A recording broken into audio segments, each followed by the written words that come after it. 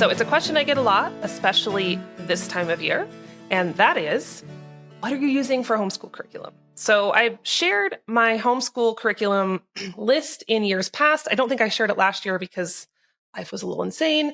Sometimes I use the same things year to year. Oftentimes I'll add some new stuff in there. But I thought it'd be fun today as we're rolling into the school year coming up to share what I am using this year and why I picked these choices. I also have a little bit of a plea, if you will, for anyone who is currently homeschooling or thinking about homeschooling. There's something that's been on my mind for a while related to this topic, and I wanted to share that with you today. So whether you homeschool now or you're just curious about how it works, I think you'll enjoy this episode. So welcome to Old Fashioned on Purpose. This is the show where we talk about what we've left behind as we have raced towards progress in our culture and how we can intentionally get some of those good pieces back into our lives. I'm your host, Jill Winger. I've been doing this homestead thing for a long time, also been homeschooling for a long time. So you might get a little bit of a different perspective with me than you do with other folks out there. And I think that is just something that makes for great conversation. So, okay. Homeschooling. I don't consider myself a homeschool influencer, quote unquote, if you will, or a content creator, just because I don't know. I guess I'm a little bit of a minimalist when it comes to schooling at home. And so I just don't have a lot of fancy tips or tricks or strategies. I know there's a lot of folks out there that do, but it's just not something I've ever felt compelled to create content around because we're pretty bare bones. Now, I like our program. I like what results it has produced in my children over the years, but it's not always worthy of sharing. So I don't talk about it a ton. I've had people ask if I'm going to include a homeschool section in the Old Fashioned on Purpose planner. And I'm like, I just don't plan that way. I don't really plan my schooling. I keep the curriculum to a point where we have books and lesson plans that are kind of already pre-done. And so we just go, we open the book every day. We just do the next piece. I don't have to plan it out. I don't have to create this puzzle. And I like it that way. So yeah, there won't be a homeschool section in the planner this year. There is going to be a planner, and I should have an announcement, and the ordering should be ready within a week or two. So stay tuned for that. But anyway, that's why I just don't share more online. Just not something I have a lot to say about, I guess.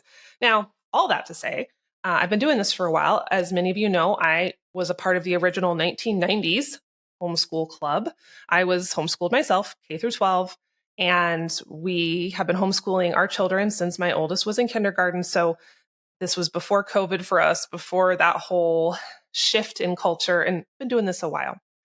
Now, one thing I always like to say before I get into any homeschool discussion is I hold on to these ideas loosely. I didn't used to, but I've matured. And what I have found is that it no longer behooves me to make emphatic, dogmatic declarations around things. I used to be all about that. I don't anymore. And so what that means for us is that we evaluate our schooling choices for our kids on a year-to-year basis, and we adjust accordingly. So this year, just like last year, my oldest, Mesa, is going to the charter school, and I'll give you an update on that in a minute. And my younger two, I have a coming sixth grader and a coming third grader, Bridger and Sage. They are going to be home just like they were last year. So last year was the first year we had sent any child into another educational option. And Mesa went to the charter school last year as well. For those of you who don't know the charter school saga, there is an episode from this past winter that goes into the whole thing. Long story short, in case you missed it, my husband and I helped start this charter school in our town of 175 people last year. We don't have backgrounds in education. Obviously, I was a homeschooled kid, so I've never even been to a public school for a day in my life. And it's a wild story that you can't make it up, friends. You just can't make it up. But the charter school is rolling into its second year. It has been incredible to see what has happened with that. We went from the most incredible trials and tribulations getting it off the ground to we're up to almost 90 kids this year. Now, I know for many schools, that's not notable. Let me just say this again. Our town is a population of 175 humans. So we are pulling in children from a wide range.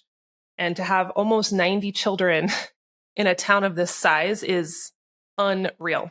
So the school is growing. We hired more teachers this year. We're getting buses. We didn't have transportation last year, but my husband, Christian, has been working on transportation all summer. He didn't really have a summer, but we have buses going north and south. We have a school lunch program now. We're not doing the FDA version because you've seen their dietary recommendations. They're crap. So we came up with our own menus of nutritious, healthy food. We're going to try to get some local meat donated. It's just, it just is like a pinch me, right? And there's still a lot of day-to-day stress with it. There's still a lot of things to figure out. But when I look at how far we've come in 1 year or 2 years, it's just insane. So anyway, the charter school is great. It's project based. So there's a lot of hands-on. There's a lot of opportunity there to get out of the classroom, to be engaged in the community. And it's only going to keep going better, keep getting better. So that is why after a lot of deliberation last year, we decided to have Mesa go in there. So she went in as an 8th grader last year. This year, she'll be a 9th grader. And obviously, just because we're so intimately involved in the charter school, we understand the curriculum and we know what's happening there. We are very obviously well acquainted with just the attitude of the school and the vibe there, and we're very comfortable with that. It's like an old fashioned, I think, what schools would have been decades ago. It's very familial. It's all the kids know all the other kids and all the faculty, and you have high schoolers interacting with grade schoolers. So it's not a one-room school because there's too many kids for that, but you have that dynamic there, and it's just something very special that you don't see very often. And for all those reasons and more, that's why we chose to send Mesa there, and why she chose to go back a second year. Now, obviously, as we have been so intimately involved in the founding of the school, there have been raised eyebrows as to why I'm not sending my younger two. And honestly, I've had to really wrestle with that. The reason that we are keeping our younger two at home, which I get it looks weird, right? But that's just a personal choice that Christian and I have made, is I don't think the school would be bad for them at all. I think they'd have some great opportunities there, but because they are still younger and still in grade school, I want them at home, just because honestly, I like having them at home, and I'm not ready, maybe selfishly, I'm not ready to have no kids in my house for the majority of the year. And so also, just with those simpler subjects, I feel like I'm really happy with our routine on teaching reading and math on those lower grade levels. And so that's why they're home. And it's, again, I know we've had to answer a lot of questions about it. It makes people go, what's wrong with the school that you're not sending your own children? There's nothing wrong with the school. I would totally send them if it wasn't just my own attachment to the homeschooling process, at least in those lower grades. So don't have a great, perfect explanation for that, but it's just something I feel strongly. So what I have found, especially with Mesa, in homeschooling someone in middle school and high school, is it takes a lot more as the parent teacher, to give them what they need throughout that junior high and high school experience, which is why I think the charter school came at this beautiful time for us, because I was really starting to feel the crunch with Mesa the last year we homeschooled her, in that her, the coursework is getting more difficult, as it should, but there's also an element of these formative high school years where, we're so home-centric before that. And I think that's beautiful. And I will promote that all day long. Less activities for kids, more time at home, more free time, more playtime, more creative time. But there's this tipping point when the child gets a little bit older where home is still important, and you need to have that strong home base, and you need to have free time. But we're creating adults here. That's the end game, right? So we have to provide those older children, opportunity to get out into the world and have those interactions with other peers and adults, to have leadership roles, to be out in the community, and to really start. It's like that. It's like a test run. It's like a laboratory for real life. And you can make that argument that all of childhood is that, but it really starts to become crucial in those high school years. The stakes are higher, right? The stakes are much higher. And I started to feel that. And you kind of, I think you have two choices. If you're going to keep your high schooler, your junior higher at home, then the onus is on you as the the parent teacher, however you want to say it, to create those elevated experiences. And that involves a lot of driving, a lot of work on your part. You're really going to have to get intentional and probably creative to make that happen. Now, my mom, when she was homeschooling me, did a great job on that.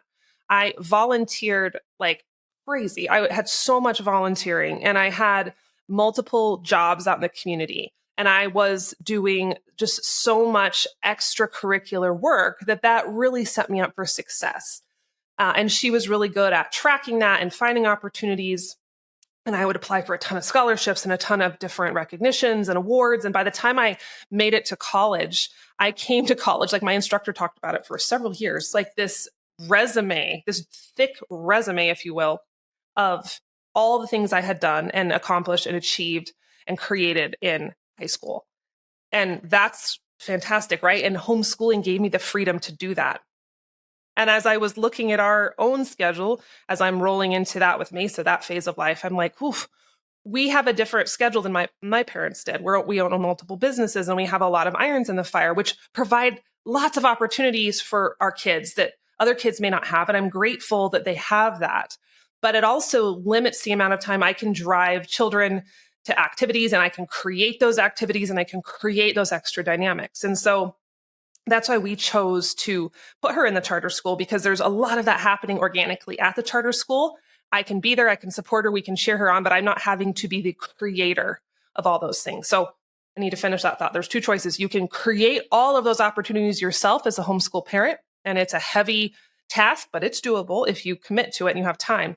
Or you need to find some sort of structure that provides that for your kid, because I feel like that's just so important. You need a child when they're graduating that final grade, they're leaving your home, they're ready to take on the world. And that can be accomplished in so many ways, and all kids are different.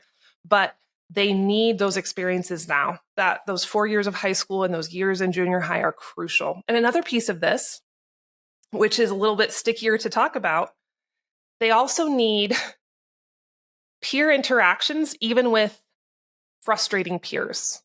And I would say that this is something, no fault of my parents, but I didn't get when I was in high school and junior high. And I was around a lot of really pleasant people and not a lot of peers I had some peers, but I wasn't with them a ton. And so I missed out a lot on the dynamic of dealing with difficult people. And you might say, when you hear me say that, you might go, well, that's great. They protected you from that. And I think that maybe that was a little bit of the perception back then, is they were protecting from just, obnoxious people, mean girls, bullies, that kind of dynamic, just people you don't want to have to deal with that are just not fantastic. So it's great to think we're protecting our kids from that. But what ended up happening with me, and something I have dealt with ever since I left home, better now, but it was a really big struggle for me back as a young adult, was I didn't know how to deal with especially mean girls. Like, mean girls threw me for a loop forever. Because the sad reality is that mean girls don't really go away after you leave high school, sadly. And adult women can be so difficult sometimes to other adult women. And so I was blindsided with those interactions as a young adult. And it took me many years on a lot of personal development and a lot of working through it to figure out how to finally deal with people who were just nasty, right? Mean comments, gossip, divisiveness. I was just so naive. Like, girls would say mean stuff to me and I'd be like, I would go over my head and then they'd laugh. And it was just like, I was so easy to manipulate as a young adult. And so what I do like, and this may be, some of you may cringe at this, but Mesa has some of those interactions with difficult peers at the charter school. And it's pretty mild compared to what you're going to get in some schools. Like, we don't have drug usage. We're not dealing with a lot of the garbage, like the really serious garbage that you may have in a larger school. It's pretty benign comparatively. But you still got kids who just are, ornery. And she's learning to deal with that. And she's learning to stand up for herself, which took me a long time to do that. And she's learning how to let it roll off her back. And she's learning how to deal with criticism, which took me a long time to do. And I like it. And as much as it kind of makes me a little bit uncomfortable as a parent to have to watch her go through some of those frustrating situations, it's so good for her. And I know she's going to be so much further ahead than I was when I left home. So all that to say, I'm going to get into the curriculum in a moment, I promise, but this is important. With those older children, we got to give them those frustrating situations. They need that. This is their testing ground. So they can learn how to deal with those difficult people with you in their corner still, right? Where you're going to be able to help walk them through that. Not that you won't be there when they're 25 or 30 and they're dealing with a difficult person. But man, if we can give them that foundation now, that's crucial. Okay, one more note before I get into the nitty-gritty of the curriculum. Sorry if this is a little more rambly than I had planned, but I'm passionate about this topic. I think about this topic a lot. Okay, so I'm going to try not to step on any toes as I say this, but I need to say this. If you are planning on homeschooling or you are homeschooling now, the education you're providing to your children's to your children must be at least as good as what they are getting from the public school system. Allow me to expound on that. So I've seen this happen a lot, especially since 2020, since we had such an influx of homeschool interest after COVID, which I think is great. But there's been so much negativity around public education, and most of that is very well deserved. I have a lot of issue with that, so much so, we started a charter school. I'm very well versed in this topic. I know there's issues. But there's been so much negativity around it that I think we have accidentally, or some folks have accidentally adopted the belief that, well, public school is so bad that, we'll just fix it by removing that from our children's lives. But they miss the piece that if you're going to remove that, you have to add in something comparable, preferably better. And I see that piece being missed. I'm not going to go into detail on the interactions I've had because I don't feel like that's my place, but I'm running into a lot of situations, and it's hard. And I'm a huge homeschool advocate. I am the biggest homeschool advocate, and I will go toe to toe with anybody who wants to denigrate homeschooling. I will talk to them all day long. I'm like, let's discuss. I bet I can bring some points to the table you haven't considered. But it's really difficult for me as a homeschool advocate when I'm running into family after family that has children who aren't, like, older children who are not reading at anywhere close to a grade level they should be close to, and they're not able to do simple math, and they're not able to look adults or other children in the eye. Now, this isn't a topic about staying on, or this isn't a discussion about staying on grade level, because I think the topic of grades and what a child should know by this grade, I think there should be a lot more gray there. And I understand that in public education, we're trying to move groups of children through at the same rate and produce a similar result. So we have to have grades and we have to have standards and benchmarks. I get it. I totally get it. I get it more now than I ever got it because of the charter school.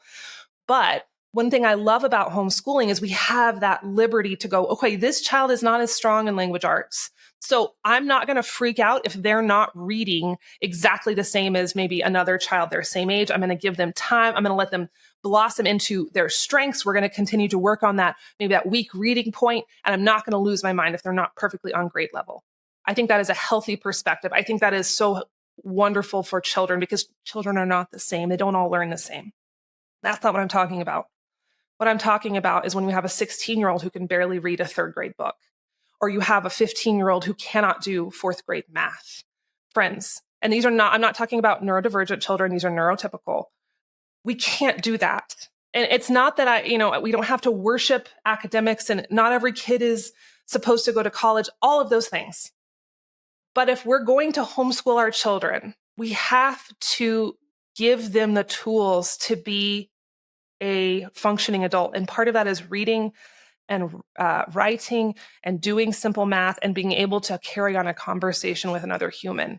And this isn't a shame message, and I'm sure it will step on some toes, but this is just my plea to you that if you are homeschooling, if you're taking the public school system out, which cool, do it, awesome, you got to put something back in. And it's going to take some effort, and it's going to take some thinking.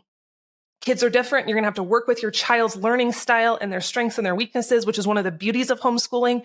It's also one of the difficulties of homeschooling because you're going to work with your child's strengths and weaknesses, and they're all different. Like that's what you're signing up for. And it's going to take effort to do it better, but it can be done better. We just have to make sure we're doing it. We can't just have the absence of public schooling. We have to fill that absence with something positive. And I think that is getting missed just a little bit because we're getting so focused on dogging on public education. And here's the thing. Public education has a place, and not everyone should homeschool. And again, I can't give details, but there are many instances I'm thinking of at this exact moment where the best place for those children day to day is in the charter school or in a classroom, because that's the one place they're getting positive interaction from another adult with a healthy mindset. And sometimes they're getting lunch, which is really important. Again, I'm not going to give details, but we cannot just tear down public education without realizing why it was there in the first place. And like I said, I'm the biggest homeschool advocate you will ever meet. But my perspective has matured a little bit on that over the years. What public school can be done poorly and homeschool can be done poorly. And I've seen incredible kids be produced from a homeschool curriculum, a homeschool family, and I've seen incredible kids be produced from a public school family. So it's not necessarily the schooling. It's not all about just the school and the books that you're doing. It's a lot about the intention that you're putting in as parents as well. And like I've said before, my goal with my children, whether they're in the charter school or they're homeschooled, is I am making adults, right? That's my goal. And so I'm trying to make sure that they are going to be able to launch once they leave our home. I don't want them to just stay here stunted forever and always. And there's nothing wrong with a kid, staying at home for a while. Not everyone has to go to college. Not everyone has to move at 18. I get it. But if we're not enabling our kids to have the skills to eventually leave the nest, find their passions, find their purpose and their mission, I think that we're missing something. So that's my spiel.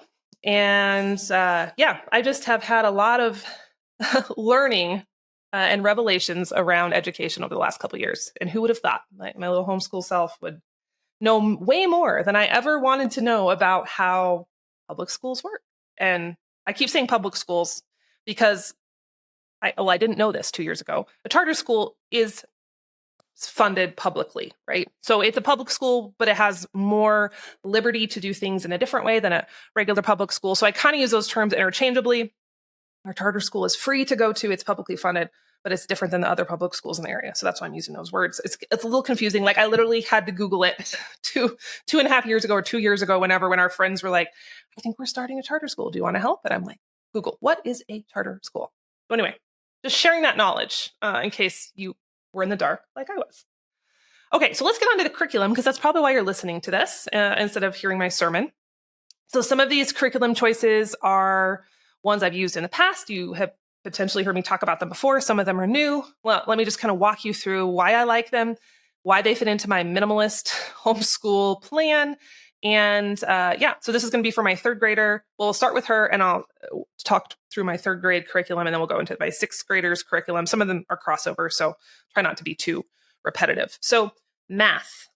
Okay, so I've done Saxon math in the past, and I did Saxon some as a child myself. A couple years ago, I just started to see that it wasn't as rigorous as I wanted it to be. And like my oldest, before she went to the charter school, she would just race through Saxon, and she was getting them all right, and she was doing really good. But I started to realize, even though we were on grade level with the book, it seemed like comparing it to other standards, like her math skills were lower, and it wasn't her fault. It was just the Saxon's not as rigorous. Maybe that works for you. Maybe that works for some children. I wanted just a little bit more, so we'd have a little bit more preparedness. So I switched over to Math Mammoth. I don't know. I heard somebody recommend it. Super cheap. It's just bare bones, basic workbooks, no color, black and white, just simple. And I really like it. Like, it's easy to go through. It doesn't require lesson prep from me, which is one of my big rules. Like, I'm going to sit there and do the work with the kid. Like, maybe not with them every day, but I'm in the vicinity, right? I'm not just like stuffing him in a room and closing the door. But I don't want to have to look at every book the week before we do the lesson. And so Math Mammoth is when you open it up, we do 2 to 3 pages a day, kind of depending on the topic. It's more strenuous than Saxon. I've also tried Singapore math, which felt like super strenuous. And it's kind of Math Mammoth is in the middle of Saxon and Singapore, I think. One thing I really like about Math Mammoth, is it Mammoth Math or Math Mammoth? I don't know. But it's those two words in some order. You'll have to Google it. The covers on the books are horrible, guys. It's like a literal mammoth in a bubble with some really bad fonts. Like, I feel like offering them to, like, if I can redo their book covers with some graphic design. But anyway, I'm not going to do that. Just a side note. here's my controversial take on Math Mammoth. They include some concepts that have been labeled as Common Core, but I like it. And here's why. I don't know all about Common Core. I don't know every Common Core topic in the world. I cannot speak to all of that. But what I do know, there is some newer ways of thinking through math mentally that are often put under the Common Core umbrella.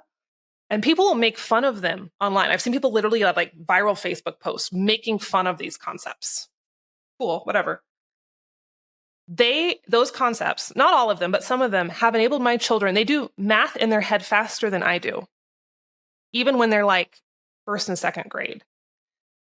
So sure, you can teach your kids to do long division or really, the addition, subtraction, all that, the same way that you may have learned it decades ago. Fine. And a lot of people's argument is, well, it worked for me. I mean, cool. It's math. Numbers are numbers. But the ability and the way that Math Mammoth teaches just how to think about groupings, it's really cool. And the more I learn it, honestly, I find myself defaulting to the new techniques of mental addition and subtraction before I go back to the old ways, which is honestly often pen and paper, right? And I remember learning the multiplication and the addition and subtraction, and I learned it. Like I had A's in math. I went on to college and had A's in calculus and all the things I did there. I was fine with math. But I just remember you memorized it and it was like, I don't really know why this works. It just works. And you just put that little note in your brain. Seems odd, but it works. But with these concepts taught a different way, you can see why it works and why we line it up like this and why we do it like this. And I think that's valuable. And I find that it really works well for my kids. So that's why I like Math Mammoth, Mammoth Math, whatever it's called. And we're doing that both for my third grader and my sixth grader.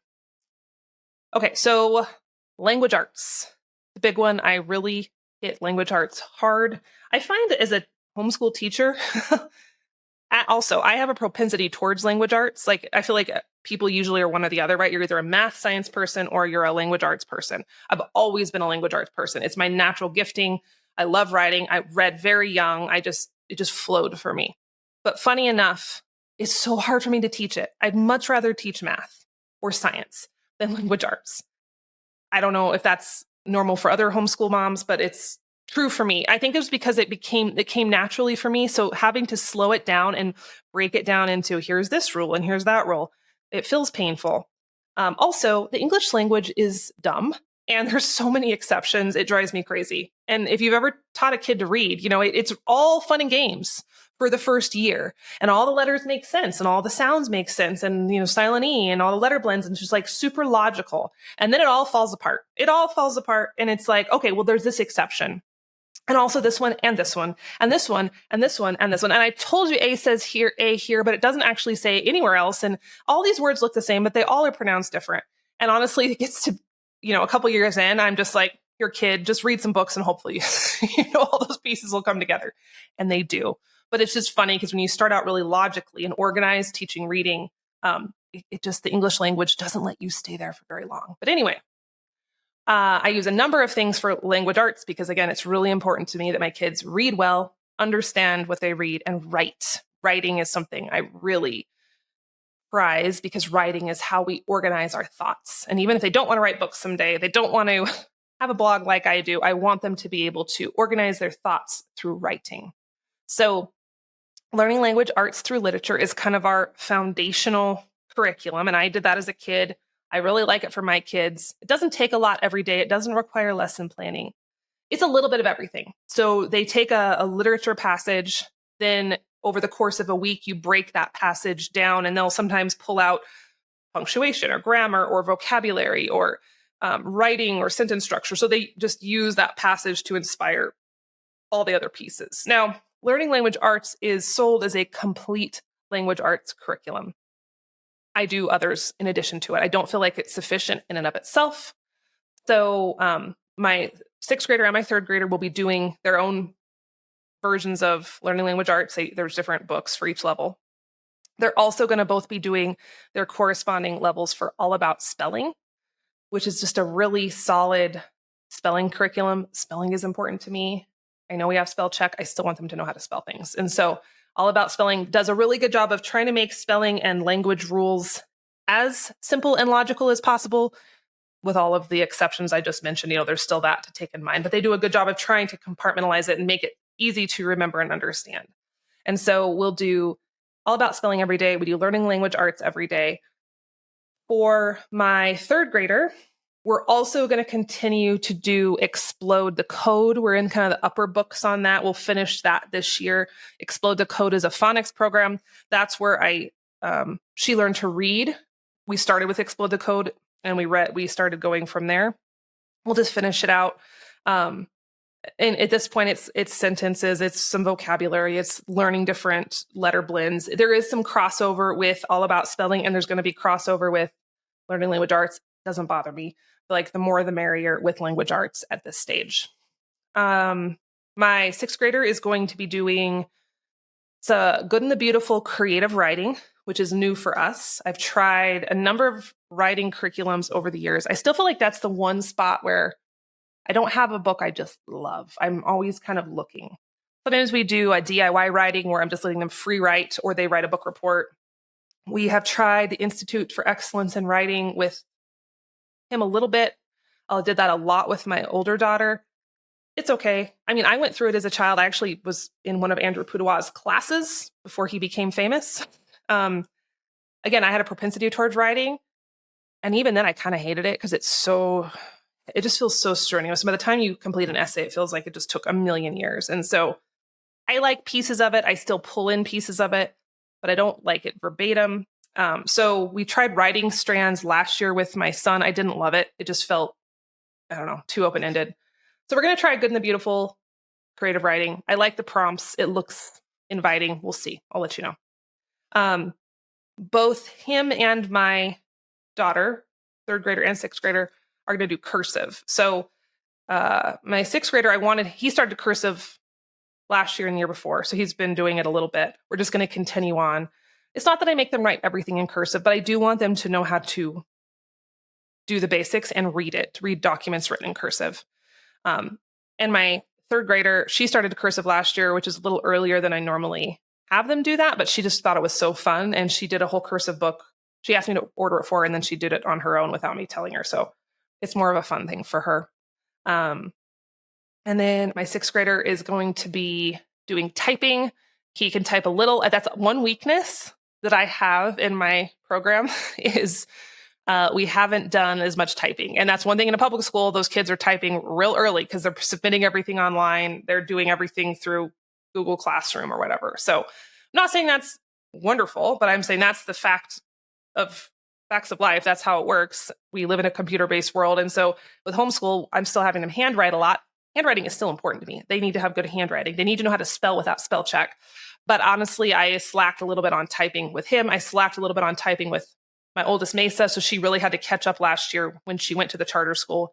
And they're like, hey, you use Google Drive for everything. And so she had to figure out the typing pretty quick. She's fine now. But I want to give Bridger a little bit more of a foundation. So we'll do some free typing programs online. And then a lot of reading. So just a lot of good books. And Learning Language Arts recommends readers or reading books along with the curriculum. There's usually 4 each year, and my kids go through those pretty quick. So we add more. Bridger loves historical fiction. He loves biographies. He's not big into fantasy. He's not big into normal fiction. So as long as he has a book about Pioneer Era or World War II or whatever, he's great. So I'm continually kind of feeding him those books.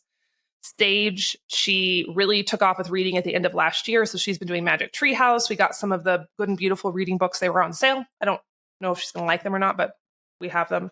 And then we just had a lot of, the childhood of famous Americans. My kids really like historical fiction and biographies. That just seems to be continually their favorite. So library trips, books that we have on our shelf already, just making sure they always have good books in front of them. And then as far as science goes, we're going to do science with them both together. And once again, I kind of went nuts on the Good and Beautiful website this year. I started off using their science curriculum 2 years ago as a test run, and I really like it. It's so well done. It's so well done. So I've just kind of been adding more pieces in of theirs. So Good and the Beautiful Science, we did 2 last year. We did the human body and like energy and motion, I think. And this year we're going to do animal kingdoms and classifications and geology because we've been spending a lot more time in the woods and the mountains, and they are just super into all the plant life, all the animal life, all the rocks. And so I thought that would be fun to have a little more information around those. And so they'll each get their own journal that's tailored to their grade level, and then they will sit and do the good and the beautiful like guide or the videos and stuff together. I just like their experiments because they actually are doable. You don't have to go all over town to get the parts, and they work. I tried Beautiful Feet, their inventors curriculum a couple years ago.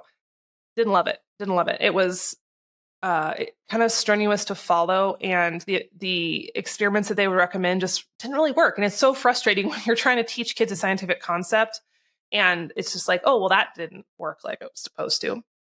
And so, yeah, anyway, Good and Beautiful is great. We're also trying, again, I'm not being sponsored by them at all, just trying some new things. Good and Beautiful History for the first time. They have a Constitution and US government unit study. And so we're going to be doing that. It's primarily for my sixth grader. I think it's going to be slightly over my third grader's head, but I'm going to have her there anyway, and we'll try to tailor pieces of it down to her. I love combining grades whenever I can. It doesn't always work, but if I can do one curriculum, one topic, and bring it up for one kid and bring it down for another kid, I love that. I love doing it together, and it saves time, and they get more out of it when they're doing it in tandem. So that's one of my favorite tricks, just to keep my life a little bit easier. Again, it doesn't always work, but it's great for the elementary grades if you have a couple kids at a time going through that. So there you have it, friends. We'll also do read alouds, which I haven't decided on those yet. I try so hard to do read alouds with all the kids in the summer. It does not work. We do not sit down enough to do that. But it's great in the winter, those long winter nights by the fire. I love that dynamic. So anyway, that's what we're doing this year. It may change. We might get halfway through some of this and I'll be like, this isn't a fit, so I may pivot. But I know that with the bulk of the curriculum here, we've used it year after year, and I'm really happy with it. All kids are different. You will find other things that work for you, but this is what works for us. So that is my homeschool episode for you today. Thank you for listening. I hope it was helpful. If you are starting up homeschool this year, whether you're a veteran or your first year, I hope it's a wonderful year for you, full of curiosity and creativity. And yeah, let the games begin. So thanks for listening, and I'll catch up with you on the next episode of Old Fashioned on Purpose.